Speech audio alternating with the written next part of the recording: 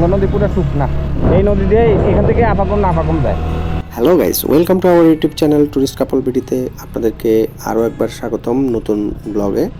আমরা থানচি পার্ট 2তে আপনাদেরকে লাস্ট দেখিয়েছিলাম যে আমরা থানচি এসে পৌঁছেছি। তো আমরা এই মুহূর্তে থানচি ব্রিজ হয়ে থানচি বাজারে আমাদের একটি হোটেল বুকিং দেওয়া রয়েছে। আমরা সেই হোটেলের যাচ্ছি। সেখানে আমরা আজকে রাতে স্টে করার উদ্দেশ্যে আসলে এসেছিলাম। যেহেতু থাকা নিয়ে একটু সমস্যা হয়, তাই আমরা একটু ইনশিওর হওয়ার জন্য আসলে আমাদের হোটেলে গিয়ে কথা বলবো। তো এই বাজারটি বেশ কিছুদিন আগে পুরে সম্পূর্ণ ছাই হয়ে গিয়েছিল। এই থানচি বাজার দেখতে পাচ্ছেন এখন সব কিছু মোটামুটি আগের মতোই রয়েছে। আমরা সবাই এখানে এসে জড়ো হয়েছি। এখন থানচিতে আমরা অনেক আসলে চেষ্টা করেছি থাকার জন্য, কিন্তু আসলে পসিবল হয়নি আমাদের থানচি থাকা। তো যার কারণে আসলে আমাদের সবারই মোটামুটি মন একটু খারাপ। আমরা সবাই আসলে এখন সময়ও খুব শর্ট, অর্থাৎ অলরেডি 5টা বেজে গেছে। দেখতেই পাচ্ছেন যে চারিদিকে অন্ধকার হয়ে আসতেছে। তো আমরা যেহেতু থাকতে পারছি না, সে কারণে আমাদেরকে খুব দ্রুত হচ্ছে ডিম পার হয়ে আলীকদম দিয়ে আমাদের বেরিয়ে যেতে হবে। অর্থাৎ সে কারণে আমরা ডিসিশন নিয়েছি যে আমরা আসলে কক্সে রওনা হব। তো যার কারণে আমাদের সবাই আসলে এখন রওনা হয়েছে কক্সের উদ্দেশ্যে। ওই সামনে দেখতে পাচ্ছেন দূরের পাহাড়টি, এটি হচ্ছে ডিম পাহাড়, এবং আমরা সেই পাহাড়ের উদ্দেশ্যে এখন যাচ্ছি। এটি হচ্ছে বাংলাদেশের সবচেয়ে হাইয়েস্টেবল মোটরেবল রোড। এই রোডটি এটি বাংলাদেশের সবচেয়ে উঁচু রোডও আপনি বলতে পারেন। তো এই রোডে আসলে যখনই আসি আসলে চারিদিকের প্রাকৃতিক পরিবেশ এবং সব কিছু মিলে আসলে আমাদের অন্যরকম একটি ভালো লাগা অনুভূতি কাজ করে এই রোডের প্রতি। স্পেশালি বৃষ্টি বা বর্ষার সময় এই রোডের অপরূপ সৌন্দর্য, প্রাকৃতিক সৌন্দর্য আমাদের মাঝে আসলে আমরা দেখতে পাই। তো এই রোডে আসলে আসলে কেউ যদি আসে এই রোডের প্রেমে আসলে না পড়ে থাকার মতো আসলে অবস্থা নেই। অর্থাৎ যে কেউই এই রোডের প্রেমে পড়ে যাবে। তো এই রোড দেখতেই পাচ্ছেন যে উপরের সামনে আকাশ, খুব সুন্দর পাহাড়, অর্থাৎ খুবই মনোমুগ্ধকর একটি দৃশ্য। এর মধ্যখানে দিয়েই আমরা আসলে আঁকাবাঁকা রোডে আমরা এগিয়ে যাচ্ছি। ভাই ডিম পাহাড়ে ভিউতে 1 মিনিট দাঁড়াবেন না, 1-2 মিনিট?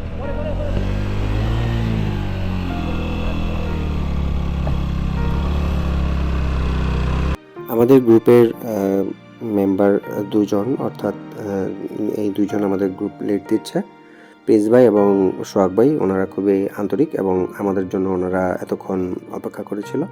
তো এখন আমরা এখানে ডিম পাহাড় যাওয়ার আগে যে চেকপোস্টটি, সেই চেকপোস্টে এসে পৌঁছেছি। এখানে সবার এনআইডি কার্ড দেওয়া হচ্ছে এবং 6টার মধ্যে আমাদের সবাইকে বেরিয়ে যেতে হবে। 6টার পর ঢুকতে দিত না, 6টার পর ঢুকতে দিত না, একবারে আমি থাকতে দিব। তো আমরা এখানে একটু ছবি তুলব এবং এই পাশে ভিউটা খুব সুন্দর। সবসময় আমি যতবারই এসেছিলাম এখানের ভিউটা খুবই সুন্দর, তবে এখন সন্ধ্যা হয়ে যাওয়ার কারণে এখানে ভিউটা খুব একটা বেশি ভালো দেখা যাচ্ছে না। দূরের পাহাড়গুলো ঢেকে গেছে, যার কারণে আসলে খুব একটা ভালো দেখা যাচ্ছে না। তো আমরা একটু ফটো সেশন করছি, কিন্তু পাশেই আসলে অন্য কয়েকটা ছেলে পেলে এসেছে এখানে বাইকার, কিন্তু তারা বারবারই বলতেছে যে ভাই এখানে ছবি তুলেন না, এখানে ছবি তুলেন না। হ্যাঁ, তো আসলে ওনাদের কি সমস্যা বুঝতে পারছি না, যে আসলে আমরা ছবি তুলছি, ওনাদের তো কোনো আমরা ডিস্টার্ব করছি না। তো আসলে এই ধরনের মানুষ আসলে কেন যে কোথা থেকে আসে আসলে মানে কি যে আর বলবো, মানে আসলে বলার কোনো ভাষা নেই। তো যাই হোক, আমরা আসলে চলে যাব। সময়ও খুব শর্ট, আমাদের সব এন্ট্রিগুলো শেষ পর্যায়ে। তো এখন আমরা বাইকে গিয়ে আসলে রেডি হব এবং সবাই রওনা হয়ে যাব। আসলে সময় স্বল্পতার কারণে আমরা তমাতঙ্গি যেতে পারিনি। তমাতঙ্গি যাওয়ার আমাদের প্ল্যান ছিল। তো এখান থেকে মোটামুটি আমাদের গ্রুপের সবাই অলরেডি স্টার্ট করে দিয়েছে। আমরাও চলে যাচ্ছি এখন সবাই চেকপোস্ট থেকে। সামনেই দেখতে পাচ্ছেন যে ডিম পাহাড় দেখা যাচ্ছে এবং এখানের মানে রোডটা এতটাই ভালো লাগছে আসলে রাইড করতে। সামনে মনে হচ্ছে যে পাহাড়ের উপর দিয়ে উঠে চলে যাব, অর্থাৎ রাস্তা মনে হয় এখানেই শেষ হয়ে গিয়েছে, এরকম একটা ফিল হচ্ছে। তো অনেকেই দেখতেই পাচ্ছেন যে এখানে ছবি তুলছে, অর্থাৎ এখান থেকে ফার্স্ট ডিম পাহাড়ের ঢাল শুরু হবে। তো এই ডালটায় দাঁড়িয়ে অনেকেই ছবি তুলছে। তাই তো আমরাও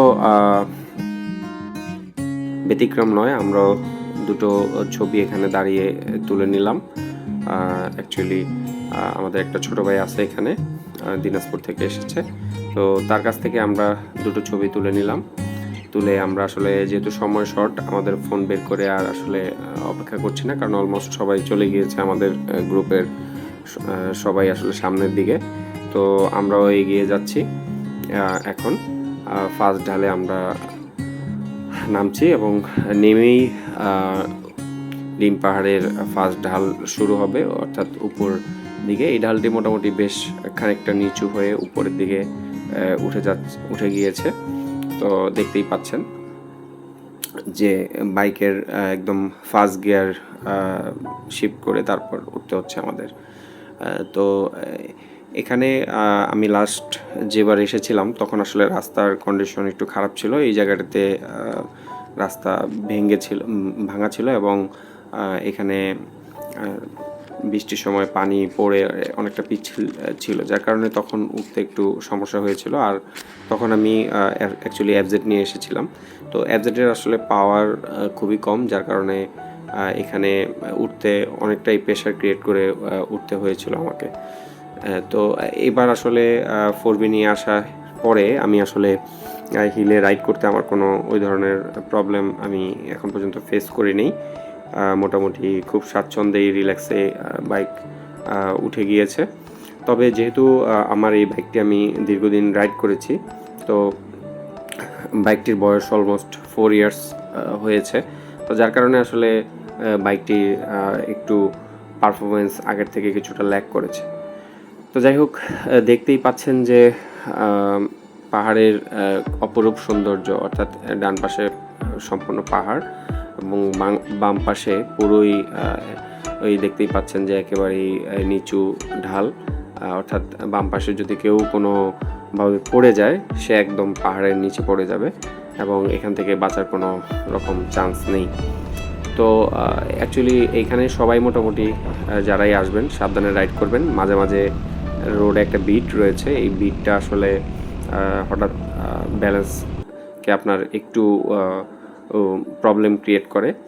আর বৃষ্টির সময় আসলে এই রাস্তার দুই পাশে খুবই পিচ্ছিল থাকে, অর্থাৎ শ্যাওলাযুক্ত হয়ে যায়, কারণ এখানে যেহেতু গাড়ি একদমই কম চলে, যে কোনো গাড়ি, তো সেই কারণে আসলে এখানে রাস্তার কন্ডিশন খুবই বাজে হয়ে যায় এবং এটা পিচ্ছিল থাকে। তো সে সময় আসলে আরও সাবধানে রাইড করতে হয়।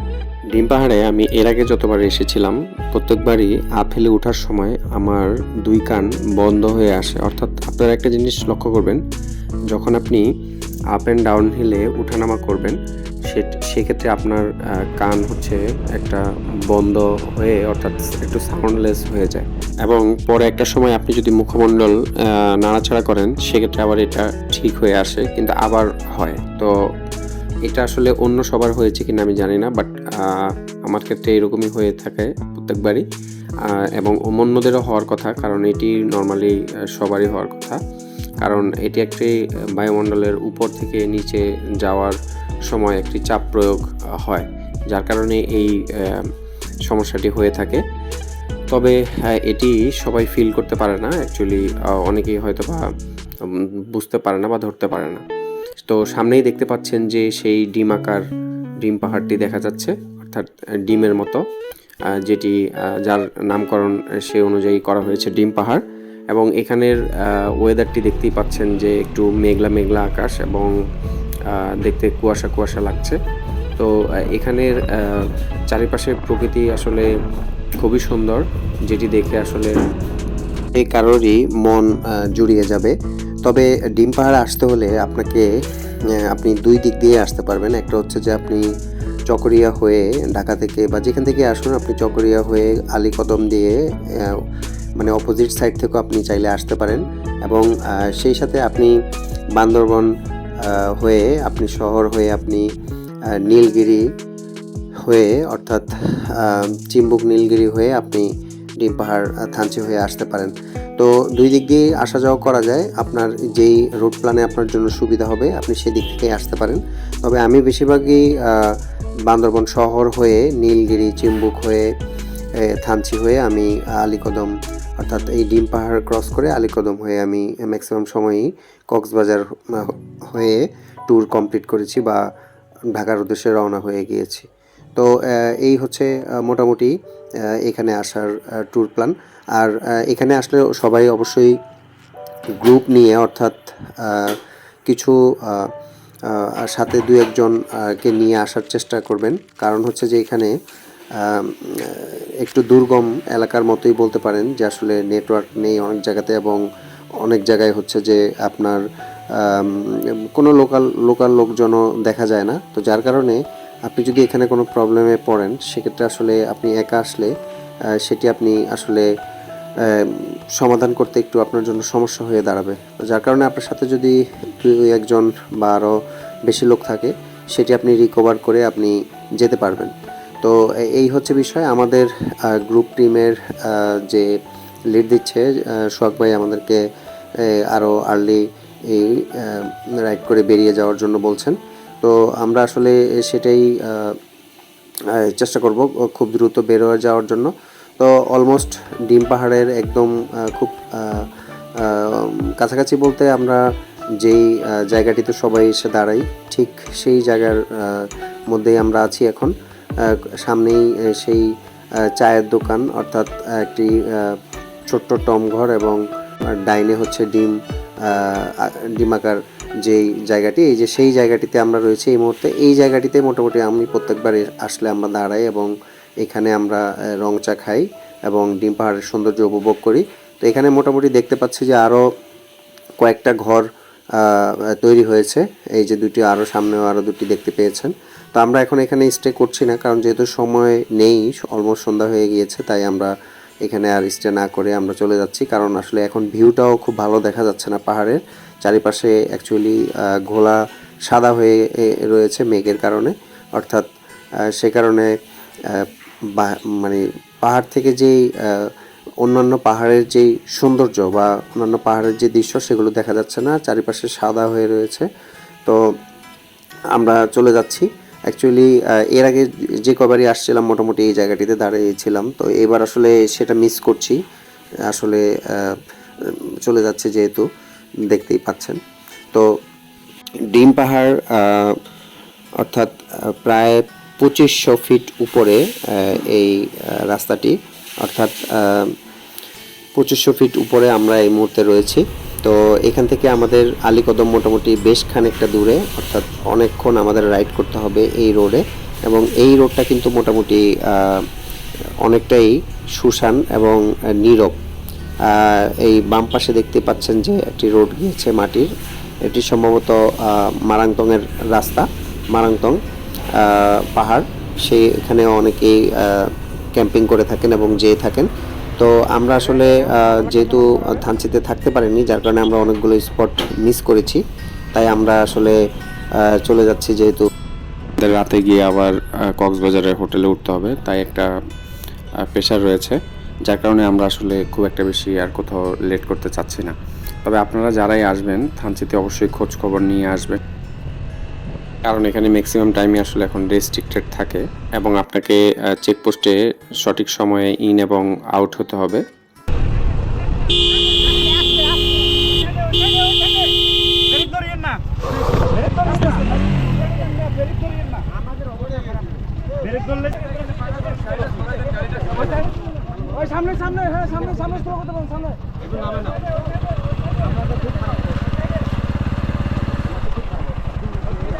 অনেক এখান থেকে চাইপা যাও। সর্বপ্রথম পড়ছি আমরা এই জায়গাটা।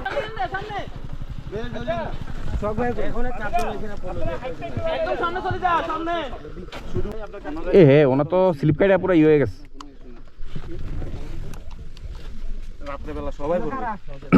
আর এই জায়গাটা আরো বালি ভাই।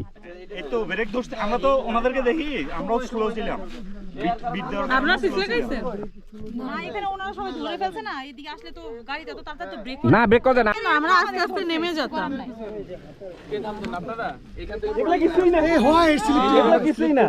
আচ্ছা আমার গাড়িটা এলাকে এগুলা না গেলে আমি আস্তে করে নাইমা যাই।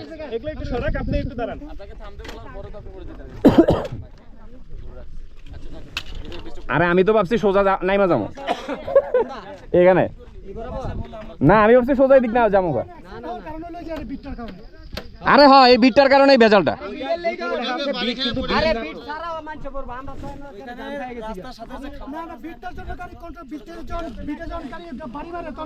হ্যাঁ গাড়িটা আনব্যালেন্স হয়ে যায়। আমি তো ইঞ্জিন ব্রেকে নামতেছিলাম। সামনে গেছে আর কেউ নাই?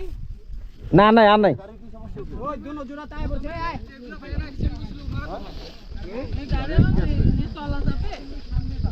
আরে গাড়ি বাদ দাও, মানুষের ওর পা পা ছিলে গেছে। হ্যাঁ বেশি কিছু হয়নি এটাতে। ইয়া শখ ভাই, শখ ভাই আচ্ছা আমারটা ধরে একটু নামাই দেন তো, আমি নাইমা যাই আস্তে করে। ক্লাস ধরতে ক্লাস ছেড়ে দেন। হ্যাঁ ক্লাস ধরেন না। না ক্লাস না ধরলে তো ওইদিক যাইবো না। আরে ইঞ্জিন ব্রেকও গাড়ি মানছে না।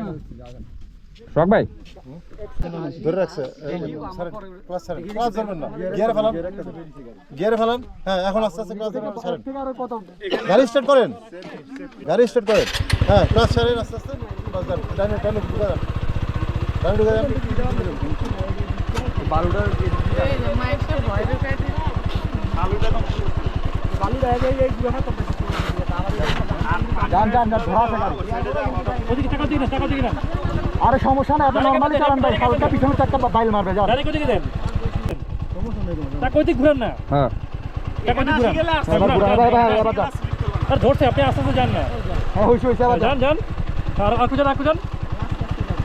আরেকটু আসেন বালুটা। আপনি যাবেন। হ্যাঁ যান যান সামনে যান। আপনি আসেন। হ্যাঁ যান এবার এবার ওকে ওকে। এখানে আসলে আমাদের অন্য একটা গ্রুপের দুজন অ্যাক্সিডেন্ট করেছে এবং একেবারে খুবই বাজেভাবে ওদের হাতে পায়ে ছিলে গেছে। তো আসলে যেটি দেখে আসলে আমার খুব খারাপ লেগেছে। তো সে কারণে ওনারা আসলে আমরা পিছন থেকে যখন আমরা আসতেছিলাম আমাদের প্রত্যেকটা বাইককে তারা দাঁড়িয়ে থেকে আসলে সিগন্যাল দিয়ে বামে সাইড করিয়েছে।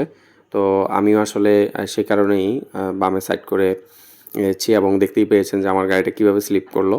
তো এই জায়গাটি আসলে ডিম পাহাড়ের খুবই ডেঞ্জারাস এবং রিস্কি একটা জায়গা, যেটা আমি আপনারা এই মুহূর্তে দেখতে পেয়েছেন।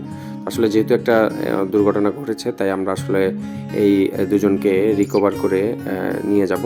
তো আমরা এখানে একটু টাইম নিব। তো আজকে আমরা আসলে আর এখানে সামনের দিকে আর এগোতে চাচ্ছি না এই মুহূর্তে, ভিডিও লং করতে চাচ্ছি না। পরবর্তী পার্টে আমরা আসলে দেখাবো আপনাদেরকে।